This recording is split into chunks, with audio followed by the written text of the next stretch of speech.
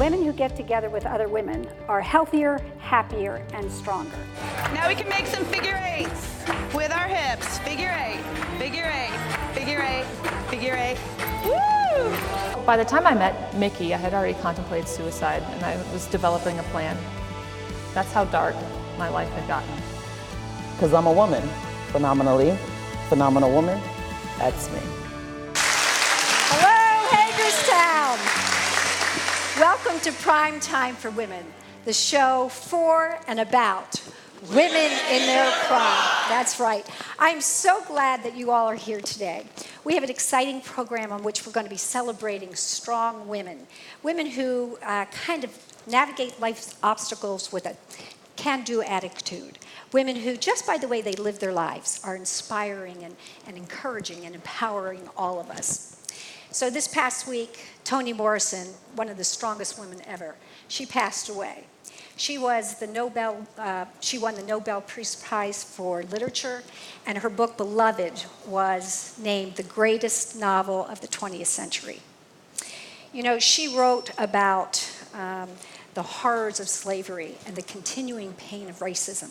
But despite that, she was a person of hope, and she believed in the possibilities of our country healing from this racial divide.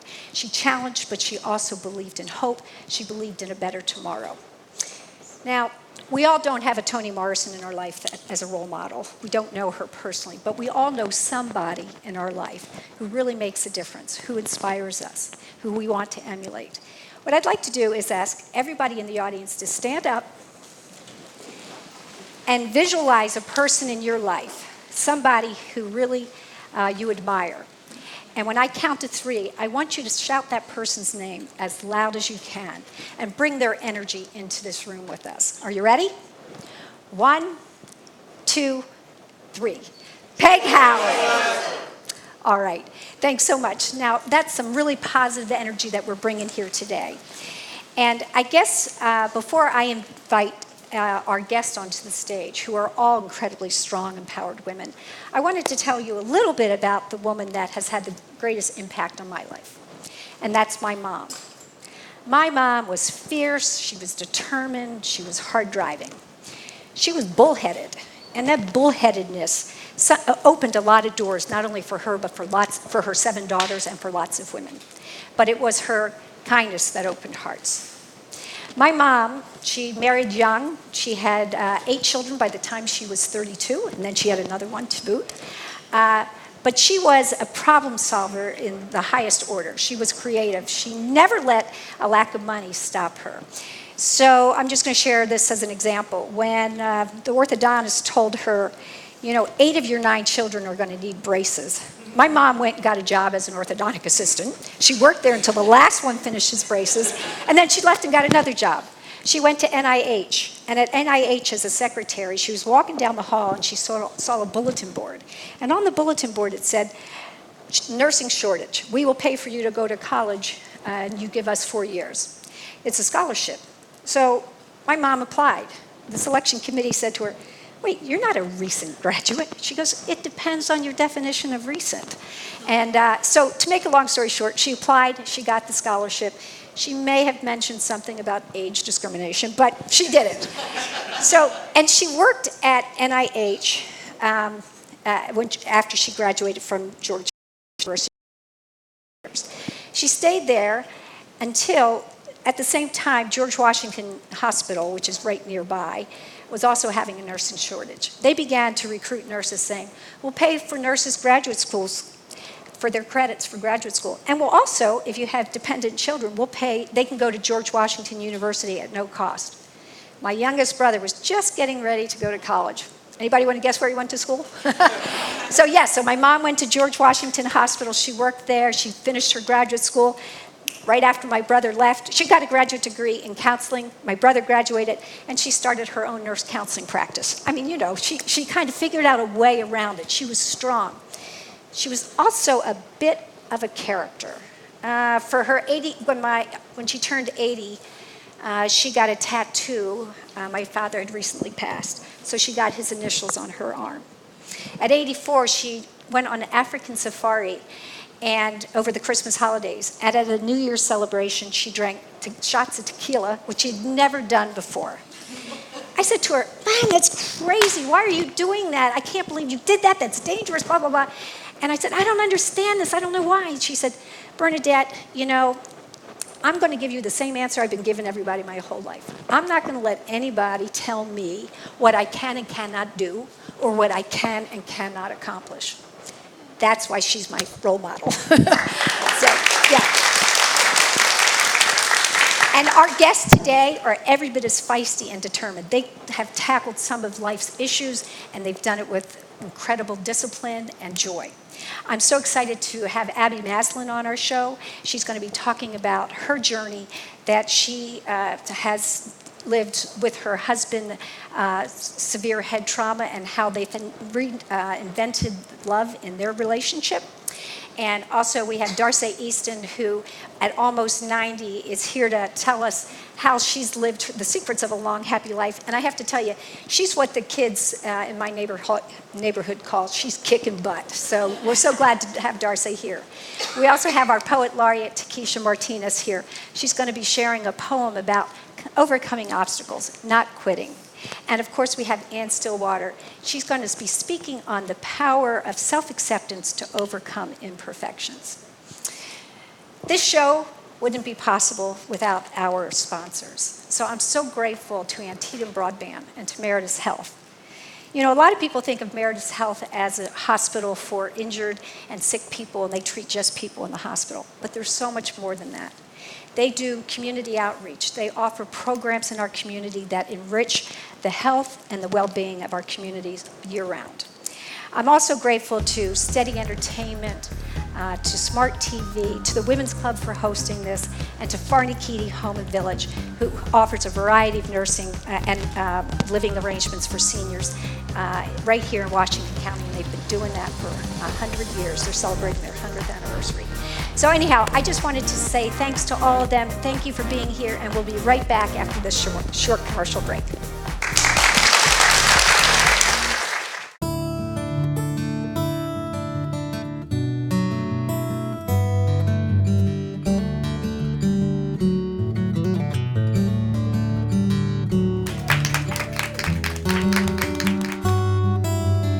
Honey, we finally made it.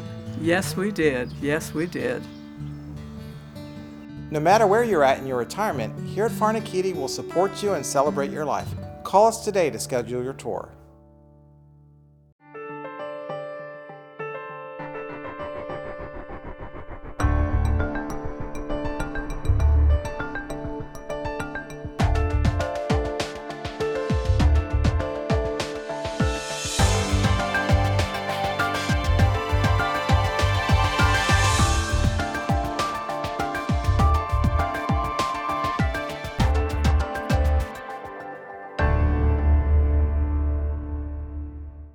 If you add it up, 12 spots a year for 25 years, close to 300 different commercials I've used Antietam Cable Production for. In terms of the experience with the production department, the truth is, we've become friends because we've done it so often. The staff is very, very professional. They make it easy for me to do the spot. That's the biggest thing. And we have a lot of fun doing it. And it works. It brings people to the dealership. And that's all I can ask. This changes everything. TiVo is here. Search and control your cable channels, on demand and streaming video with one remote. Record 6 shows at once and build a library of favorites with one pass recording. Then watch on any TV in your home. Welcome to the ultimate TV experience. Call or visit AntietamBroadband.com to change everything with TiVo. Thank you for seeing us so quickly. He's just unbearable when he's sick. I'm glad that you came right into Meritus Urgent Care. We have just what you need to feel better faster, young bear. Thank you so much, Doctor. Meritus Urgent Care is located off Moggins Avenue on Creighton Boulevard. For more information, visit meritushealth.com/urgent care.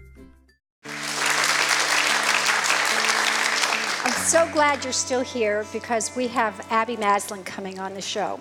You know, some events in life are so magical or so horrific that they delineate time, that there's only a before and an after, that this kind of event is such a clear demarcation in your life.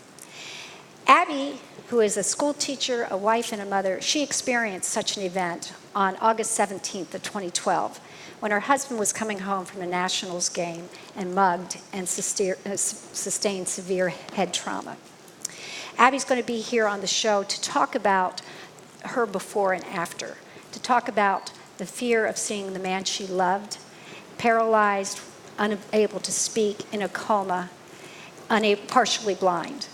But she's also here to offer hope for all of us who experience the unpredictability of life. Please welcome Abby Maslin to the stage. Thanks for being here. So, Abby, I feel like you and I have been talking by phone and email, and I have been so touched I had the chance to read your book. I don't know if any of our audience has yet, but I was wondering if you could start off by first just talking about what it was like, what you first felt when you realized that TC hadn't come home from the ball game. Yeah, 7 years ago, I was living what I would describe as a very ordinary life. Like you said, I was a teacher for DC Public Schools. I was a new mother of a 1-year-old son. And I never anticipated this event that would come and transform all of us just in an instant. When I woke up on the morning of August 18th, 2012, almost exactly 7 years ago, my husband had not come home. And it took me a few hours before I was ready to accept that there must be a significant reason why he hadn't come home from the baseball game the night before. And knowing my husband, a very responsible man who I really had to push out the door to even get him to have a night out with friends, that whatever had happened was likely very serious. So. And you had a little baby at the time. I had a little baby who, was just barely beginning to talk at the time, my son Jack. He was 21 months old. It took a few hours to discover what had happened, which was that he had been walking home. He was about 7 blocks from our house when he was mugged and hit with a baseball bat and left to die on the street. Wow. He was on the street for 8 hours before he was found, so it was miraculous that he made it to the hospital that morning alive. And what were you feeling through that time? You know, it's a shock that's really hard to describe. It's almost, I think of shock in a few ways. And one as a betrayal of what you thought to be true in life, right? Because we read things in the newspaper, we see them on the news, and they happen to other people. And it is hard, as much as we try to be empathetic people and kind of put ourselves in the shoes of others, it is hard to really feel what it means to suddenly be the subject of an event like that. So there was disbelief. There was hours of disbelief, and then months of disbelief, really trying to accept that not only did the man that I love sustain this terrible injury, but that it was an intentional act that had happened to him. So layers and layers of shock. And anger, I imagine. And anger at times, and anger in waves, and anger, even a year or two after this event, as it really became clear everything we had lost in the process, and not really knowing what to do with that anger, because unfortunately, as is often true in marriage, the person that we love the most is the person that we tend to take our anger out on, because just proximity, right? So it was learning how to live in a way where I wasn't consumed by anger over what had happened, where I could choose to accept a new life and a new future for us. So, Abby, what kind of role did well, first of all, let me ask you, you left your teaching job in order to care for TC, and you moved your family to Southern Maryland. What was that like, and what was the experience for both you and TC? You know, it was months of just trying to figure out the next right move in the next moment, right? So it became very clear to me the day of his assault that I would not be returning to the classroom. In fact, I had a class of 24 fourth graders who were waiting for me within 48 hours of that event who never got to meet me that year. So I left my job. TC was in a coma, was forced to leave his job. And when it became clear that he was going to survive, but with serious injuries, it seemed unlikely that he was going to be walking again. And so we actually had to leave DC out of necessity. We lived in a second floor apartment building, or in an apartment on the second floor. And it was really hard to be so close to the event, you know, to the location where it had taken place. So we went down to Southern Maryland, where we're both originally from, and really surrounded ourselves in peace and quiet after his hospitalization as a way of trying to figure out what the next steps were for us. And I know that as a teacher, you created a brain school for him down there in Southern Maryland. And I was wondering if you could talk about that, and also what role did your son Jack play in TC's healing? Yeah, you know, this was what was so surprising to me. I didn't intend to ever become a school teacher. My mother's a school teacher, so I was like, I'm not doing that. Of course. So I went to school and got a different degree and ended up as a creative arts therapist, a movement therapist for kids who are nonverbal on the autism spectrum. And I had done that work for a while in Philadelphia, and then finally resigned myself to the idea that I actually loved being in the school setting and became a teacher. But I had these degrees and I had this experience, and I was a lover of movement, and it never occurred to me that all of that would be in preparation for a moment in which every single one of those skills would come and need to be utilized, right? So when my husband came home, this was nearly 4 months after his assault, he was completely nonverbal. So I designed what you called Brain School, which was several hours a day of us sitting down to do our own therapy together, me using what I knew as a teacher and a nonverbal therapist to help him rehabilitate himself and get back to work. And our son was an integral part of that because he was actually learning some of the same skills that his father was at the same time. So I had to learn to get pretty creative and singing songs with them both, playing games, helping to my husband to regain use of his hand, just through small activities that I tried to kind of mask as fun family games so that our son wouldn't feel the weight and kind of the burden of this event that I knew he was going to have to grapple with at some point in his life, but that if I could contain our family in a joyous space that maybe he wouldn't have to live with the kind of trauma that I feared he was going to grow up with. Yeah, that's great. I have a degree in speech and language pathology, so when I read that portion of your book, I was like, oh, she's a freaking genius. And that was the one degree I didn't get. I was like, why didn't I become a speech therapist? This would have been fantastic. So you did it all just right. So how helpful has that experience that you did with TC and Jack in Southern Maryland, has that impacted your teaching? You're back in the classroom now. Yeah. Has that impacted your the way that you teach your students now? Absolutely. I didn't know much about the brain before any of this. And then I got a real crash course, and I began to learn about neuroplasticity and the idea that the brain can change itself and heal itself, and that we can rewire it and learn new tricks, even, as we're adults. And as I began to become more familiar with this research and saw the way it was, I really got to see it in action with TC as he began to regain some of his skills, it started to occur to me that I really needed to take this idea of neuroplasticity and the power of the brain into the classroom, where we weren't really thinking about kids in terms of different brains. And now I see children who may be struggling with one thing but really excelling at another thing, and instead of kind of holding everybody to the same standard of saying we're all supposed to be good at this or that, that's really hard. We weren't born the same. We were born with different brains, and so kind of looking at it from that perspective is really, I think it's allowed me to be more creative in my teaching. That's great. I was wondering if you can, your title of your book is Love You Hard, and then there's a subtitle, Memoir of Marriage, Brain Injury, and Reinventing Love. I was wondering if you could, I did really like this portion of the book, talk about where that Love You Hard came from. Yeah, I met my husband when I was 22. I was fortunate. I wasn't looking to settle down at 22, but met this incredible man, and he was intelligent, and he challenged me, and he introduced me to things that I didn't even know I was interested in. And we had had this very easy relationship for 7 years until this event.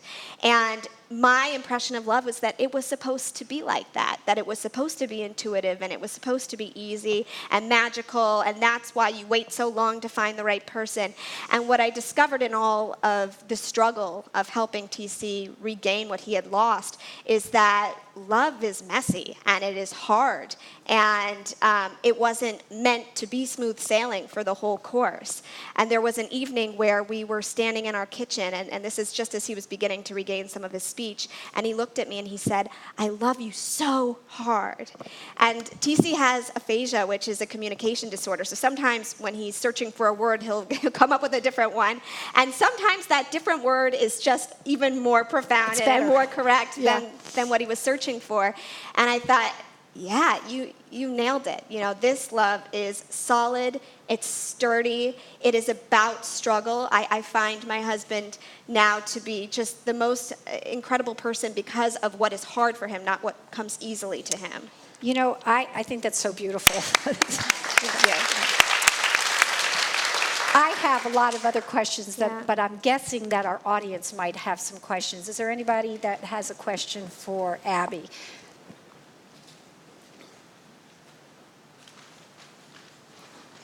Abby, thank you so much for your story. I'm wondering, tell us about your husband now. Yeah. What is he able to do, and does he still need your caregiving?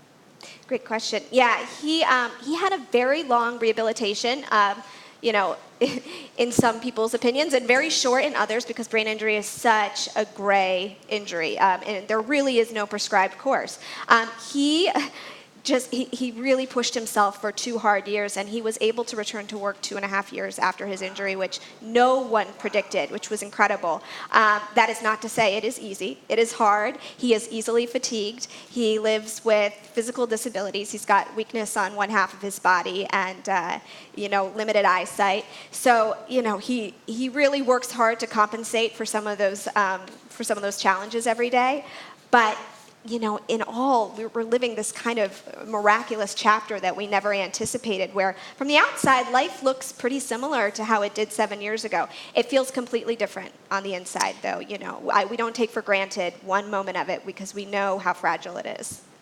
And you have another daughter, right? We do. Yeah. About 4 years after the assault, we had kind of put to bed this idea that our family would grow in any way. We had been hoping before the assault that we would be able to have another child, but about 4 years later, we started to have that conversation again and decided to take the risk, because love has to be louder than fear. We couldn't spend every day giving something over to an event that had already taken Love has to be louder than fear. We need to say that to ourselves. Yeah. So, Abby, I'm so grateful for you being here today. And in preparation today, I did a little bit of research, and I saw this one quote, and you actually used it in your book too. It's by Thomas Merton, and it says, "The deepest level of communication is not communication, but communion. It is wordless, beyond speech, beyond concept." And it seems to me that that's what you and TC have together. And I'm so appreciative of your time here today and your example to all of us. Thanks, Abby. Let's give her a big round of applause. We'll be right back after this short commercial break.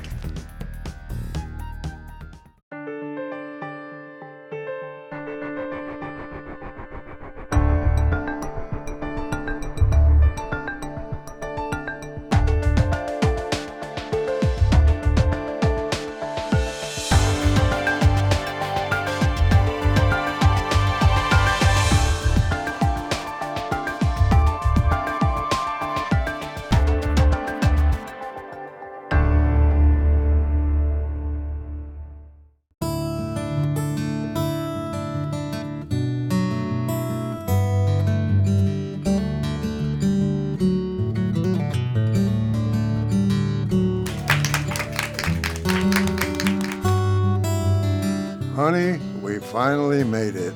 Yes, we did. Yes, we did. No matter where you're at in your retirement, here at Farnakitti will support you and celebrate your life. Call us today to schedule your tour.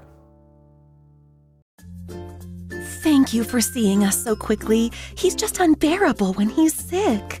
I'm glad that you came right into Meritus Urgent Care. We have just what you need to feel better faster, young bear. Thank you so much, Doctor. Meritus Urgent Care is located off Moggins Avenue on Creighton Boulevard. For more information, visit meritushelp.com/urgent care. Thank you, thank you. You know, we just heard from Abby Maslin talk about an incident that demarcated her life into before and after. Overcoming obstacles is something that we all have to do at some time in our life. We have to struggle with those obstacles. And when we have the chance to be inspired and somebody can comfort us and offer words of advice, that can be so helpful. We're going to have Takesha Martinez come on the stage, and she's going to share a poem by Edgar Guest called Don't Quit. Please welcome Takesha to the stage. Hello. How are you doing? Every time we do that, our mic's full. When things go wrong, as they sometimes will, when the road you're trudging seems all uphill, when the funds are low but the debts are high, when you want to smile but you have to sigh, when care is pressing down a bit, rest if you must, but don't you quit. Life is queer with its twists and turns, as every one of us sometimes learns, and many failures turn about when we might have won had we stuck it out. Don't give up, though the pace seems slow. You may succeed with another blow. Often the struggler has given up when she might have captured the victor's cup. And she might have learned too late when the night came down how close she was to the golden crown. Success is failure turned inside out, and you never can tell how close you are. It may be near when it seems so far. So stick to the fight when you've hit hardest. It's when those things seem worse that you must not quit. Thank you, Takesha. Thank you.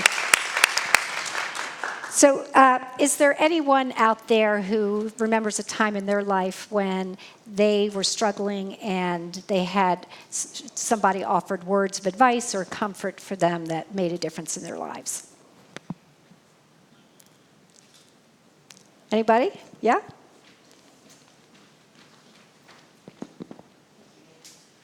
I remember when I was raising my kids and homeschooling and wanting to do it on my own, and one time calling my mother and saying, I just don't think I can do it anymore. And she said, you know what? Just take one step at a time. Do your laundry. It's my mother's favorite saying. Do your laundry and just focus what's on in front of you.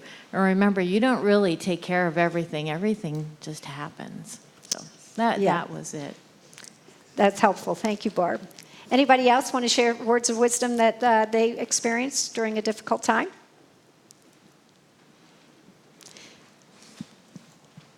Right here. Hi. Hi.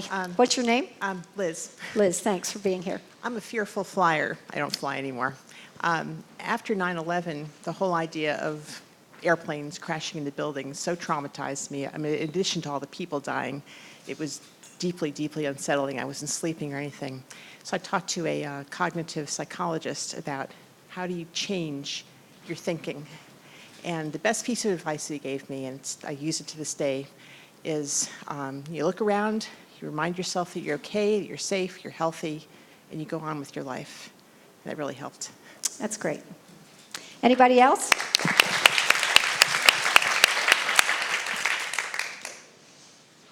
I do remember when I was a young mother, and I have 8 brothers and sisters and lots of friends, and everybody looked like their lives were so smooth.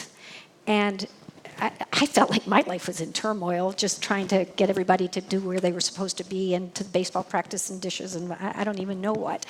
But I can remember talking to my dad, and he said to me, you know, you need to stop comparing your insides with other people's outsides.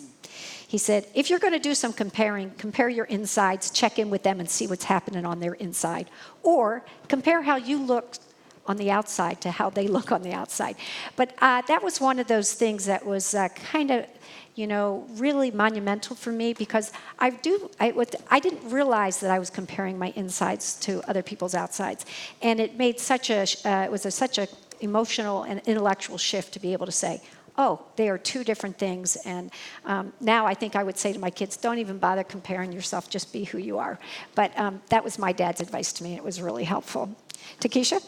So I was in a very, very tight place and working at a job that I just didn't feel like, I don't know, it felt like it was so much pain. And I can remember we were in a meeting, and Minister Brad, this was my first time meeting him. He sat down at the table and he looked directly at me, and he said, "There's purpose in the pain."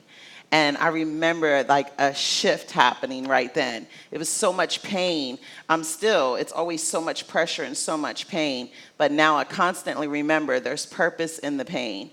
And our words go before us like train tracks. So when we're feeling the pressure and the pain, if we just speak positive things and speak what we want to see, then that's what will be waiting for us after we get out of whatever we're going through.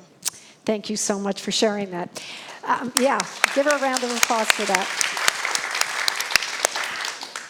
So, this whole idea of being able to be confidants for each other, brain researchers say that this improves your mental, physical, and emotional well-being. So I invite all of you to, when you're having a burden, don't feel like you can't talk to somebody else. Be open to sharing your stories and connecting with others. And also do that for those in your life that you care about.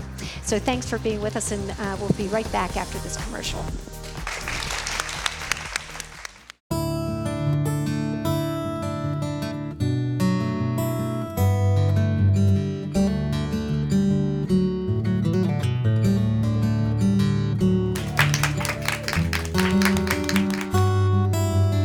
Honey, we finally made it. Yes, we did. Yes, we did. No matter where you're at in your retirement, here at Farnakitti will support you and celebrate your life. Call us today to schedule your tour.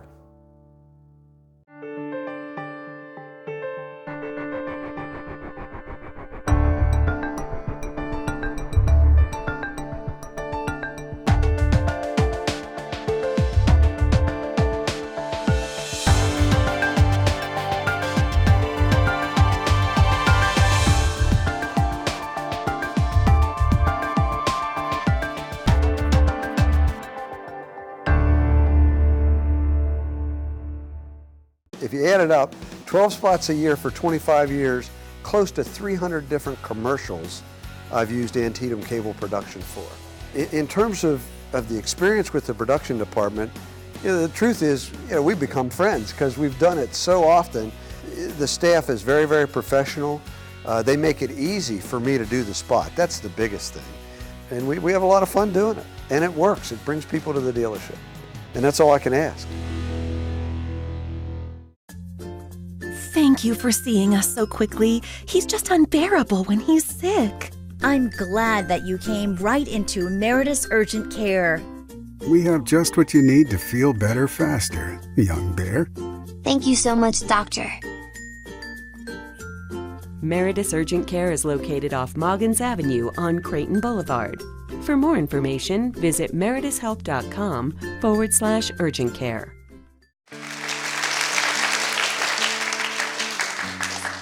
So our next guest is going to be talking about imperfection and self-acceptance. But I had a question for all of you. If any of you here, if you're not perfect, stand up. Oh, you're kidding. I thought you all were perfect. Let me ask you another question. If you've ever made a mistake, raise your right hand. Oh my God, you've all made mistakes too. How about if you've ever had a regret, raise your left hand. Okay, so if you believe that you can learn from your mistakes, wave both hands and say, yay! All right. Well, with that, if we are looking forward to having our next guest, Ann Stillwater, join us on stage to talk about imperfection and learning from our mistakes. Thank you, Ann, for being here. Thanks. So, Anne, you are a parent, a wife, a school nurse, a certified yoga teacher. From lots of different sources and all these roles, you've heard and dealt with people who have made mistakes and have been afraid to share their feelings. Can you talk about the cycle of shame that I've identified that keeps people from healing? I think you have it right on the nose. That is, people are afraid of their feelings. And if we're afraid of our feelings, then we tend to deny them, and they squeeze out around the edges, and they come out in weird ways. And it also makes it hard to admit that we're imperfect, because we're afraid of that we're a bad person. You know, if I make a mistake, does that mean I'm a bad person? And unfortunately, many of us were raised in families where that was what we were taught, was we should be ashamed of ourselves. And I make mistakes, but that does not mean I am a mistake. Right. Right. And I know we have talked, and you have talked about your toolbox, and you have a set of tools that you use to help people kind of deal with these feelings and emotions and express them. Can you talk about some of the tools in your toolbox? Yeah. One of the first tools I want to mention is my brain, my intellect. And I've learned over the years that when things don't go well, there's usually a solution. I actually made a mistake in my school nursing a few years back and was very traumatized by it, and ended up doing research and learning about the second victim. Dr. Albert Wu came up with this concept for healthcare providers that when there's a mistake that happens, the first victim is the patient and the second victim is the healthcare provider, because we all went into healthcare to help people, and we feel emotionally traumatized that we may have caused harm instead of helping them. Mm-hmm. So my brain helps me, if I don't let it go round and round with worry, if I reach out and connect with people. I also have discovered counselors can be amazing resources. We've had 2 or 3 wonderful counselors that have given us tools for me personally, as well as in my relationships, to help me to get out of situations. And 12-step programs. 12-step programs are not just for people who are quitting some kind of substance. There's Al-Anon, ACA for adult children of alcoholics and other dysfunctional families, Codependents Anonymous, Overeaters Anonymous, and they work. They change those programs change lives. And part of the reason that works is it's that idea of sharing and recognizing that you're not alone, connecting with other people. The research is really clear on that aspect of positive health improvement. Right. We share our experience, strength, and hope in 12-step rooms, and that's why we get better. Also, I exercise. If I do at least 7,000 steps a day, I feel better. I sleep better. My mood is better. And outdoors. I spend time outdoors. I have a prayer meditation time that I spend outside every day. And first of all, I'm prioritizing taking time for myself. And I try to do 10 minutes, but even if it's only 6 minutes or 3 minutes, it's getting outside, it's getting away, it's looking at the trees and the clouds and feeling good about life and taking a break from the busyness. Other things I use are, personal growth programs.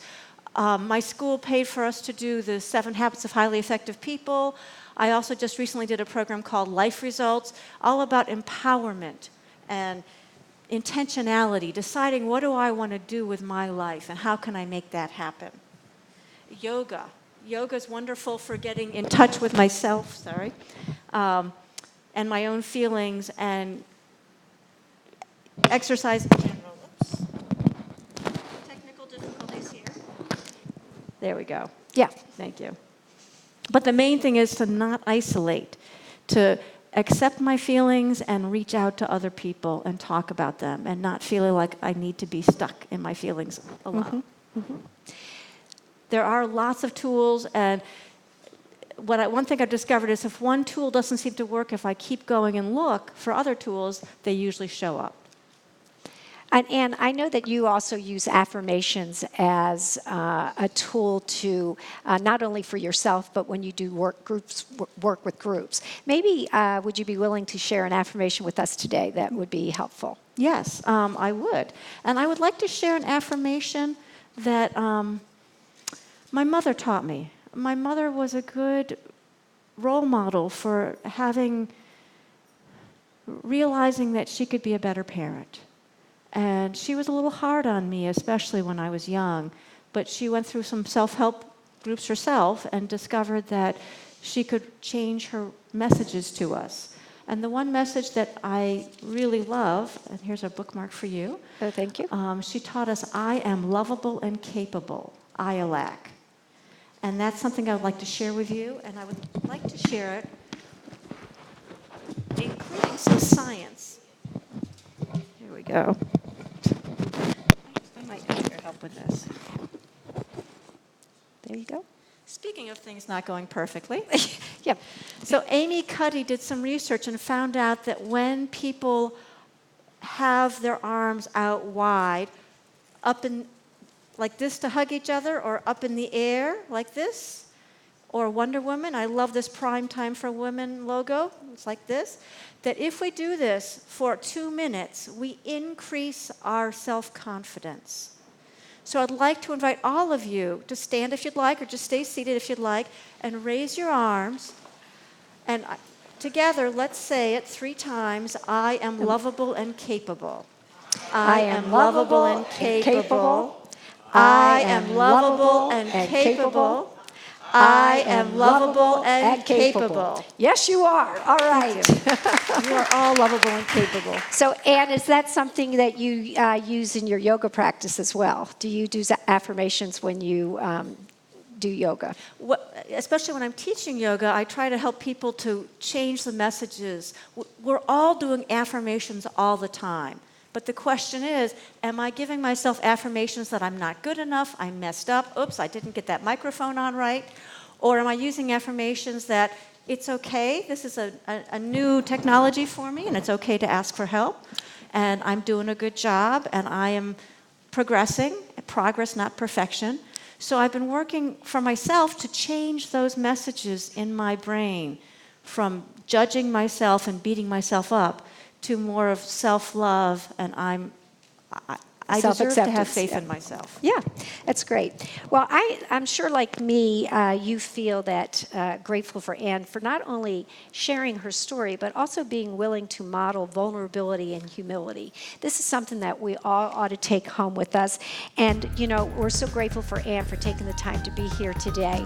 So we'll be right back after this short message.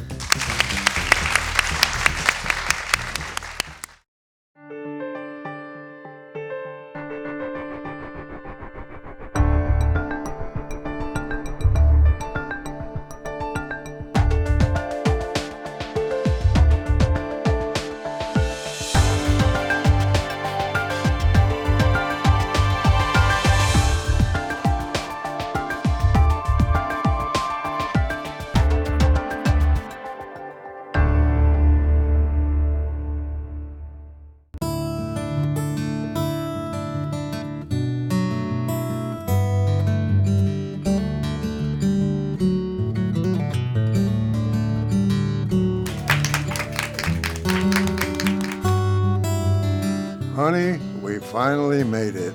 Yes, we did. Yes, we did. No matter where you're at in your retirement, here at Farnakitti will support you and celebrate your life. Call us today to schedule your tour.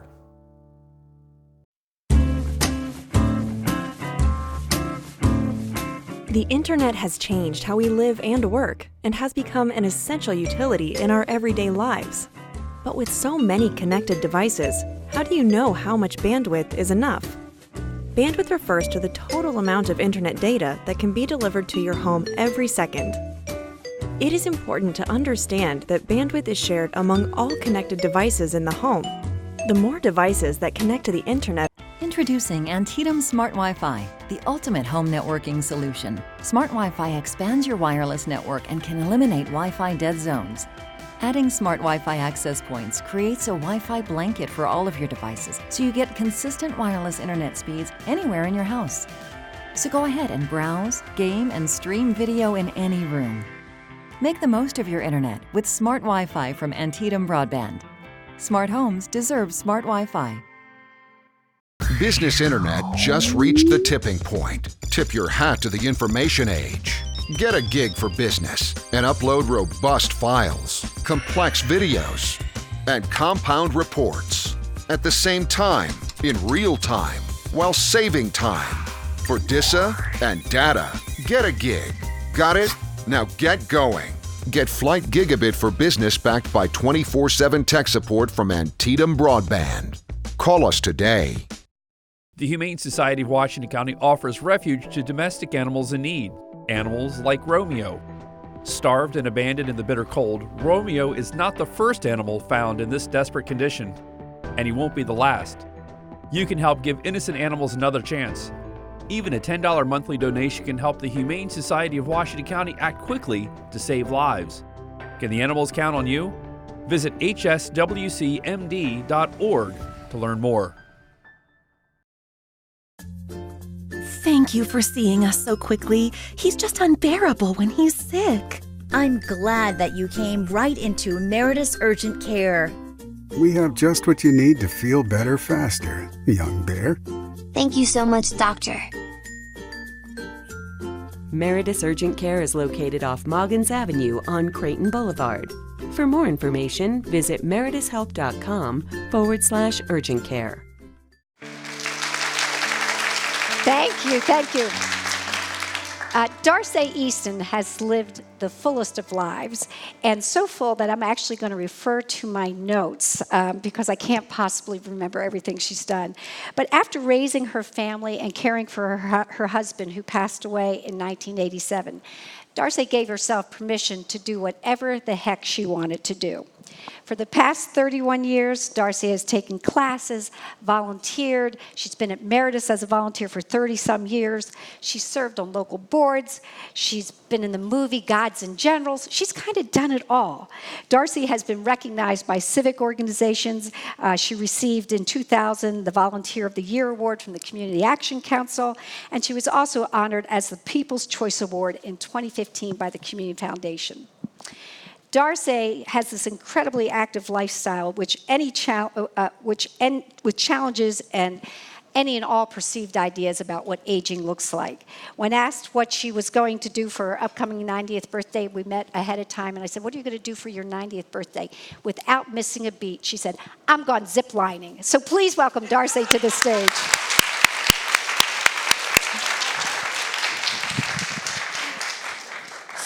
So it has been so fun interviewing Darcy to get ready for this show today. She's quite humorous. I went to her house a couple times and I asked her something. She goes, "Oh, I don't know. I have something I want to read to you on my refrigerator." So I hope you remembered to bring that with you. Okay. Darcy, you're almost 90. Notice I didn't say 90 years old because you are not old. You are in phase 2 of your journey called life. Please explain what that means to you, what that looks like in your daily activities and what keeps you busy. Well, at 57, I found myself a widow. And I asked the question, what do I do now? And so I decided that, first of all, I needed to get my spiritual self in order, and I started taking classes to become a licensed lay speaker for the United Methodist Church, which I did. I got my head screwed on straight, and then I decided that perhaps volunteering would be something that I could do. I took master docent classes and turned out to be the master docent for the Historical Society at the Miller House. Then I started volunteering. I joined the Hospital Auxiliary. I served on the Community Action Council Board, the Museums and Historical Sites, the Rural Heritage Museum, Museums and Historical Sites of Washington County. And then I had my fling in acting. I was an extra in the movie Gods and Generals, which was a film about the Civil War, which was filmed locally. Okay. Yeah, that's it. So, Darcy, I know you have volunteered in lots of different places, but where have you volunteered the longest? I have been a member of the Hospital Auxiliary for 30-plus years. Wow, that's amazing. And have donated something like 8,000 hours of my time. Yeah. So what is your job at the hospital? The only thing I've ever done in these 30 plus years is sit at the information desk. And I jokingly say that my job description is I get to tell people where to go and how to get there. Don't mess with her because she's going to tell you where to go. Yeah. Darcy, how many members are in the auxiliary? There's 252 active members ranging in age from 14 to 94. I haven't quite made that one yet. She's not the most senior there, yeah.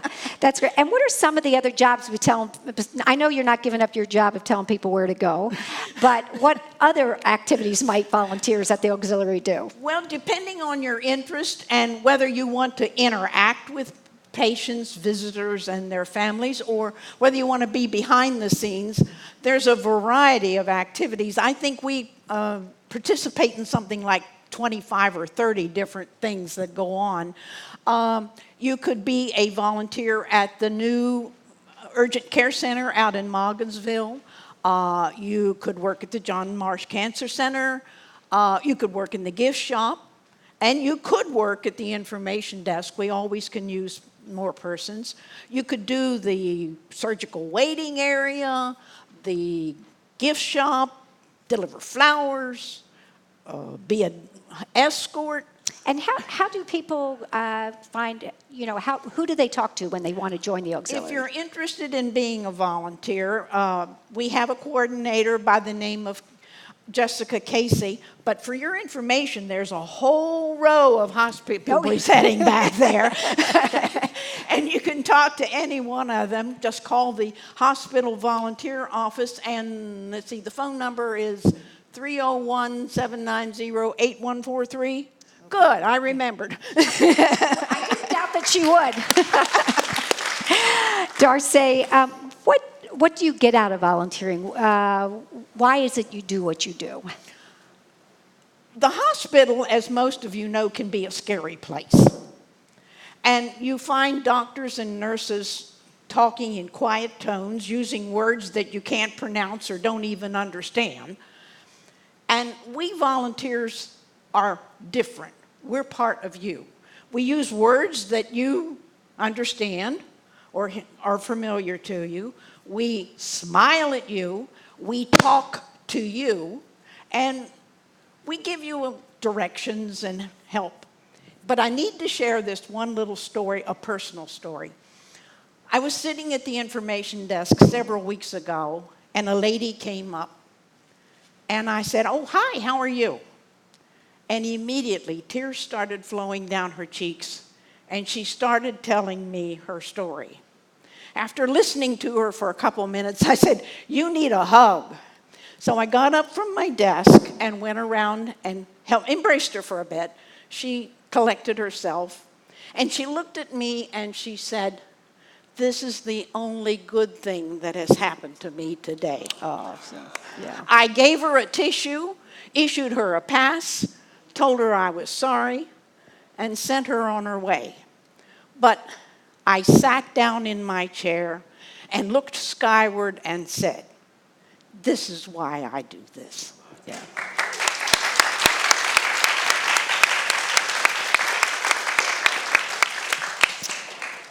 So Darcy, one last question then before we go out to the audience. Oh, actually, I have two.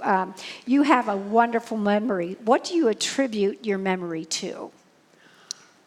Oh, I've had a variety of experiences in this 89 years, but I have learned that you cannot hold on to fear, guilt, restlessness, and all of those what-ifs. They have molded me, but they will not define me. So you let that go, yeah. Lots of words of wisdom here, that's for sure. And Darcy, before we invite questions from the audience, I was wondering if you would comment on the advice that you give to those who want to follow your example and live a long, happy life. And I'm specifically talking about the quote on your refrigerator. Okay, after my skydiving adventure... oh yeah, we didn't even talk about that. For her 80th birthday, Darcy went skydiving. Yeah, talk about that just a minute. Okay, well, my son asked me one day, what do you want to do for your birthday? And I said, I want to go skydiving. And without skipping a beat, he said, that can be arranged. And we were never quite sure whether it was a birthday present or a death wish, but anyhow, I got it arranged. And I went skydiving. I was permanently attached to another gentleman.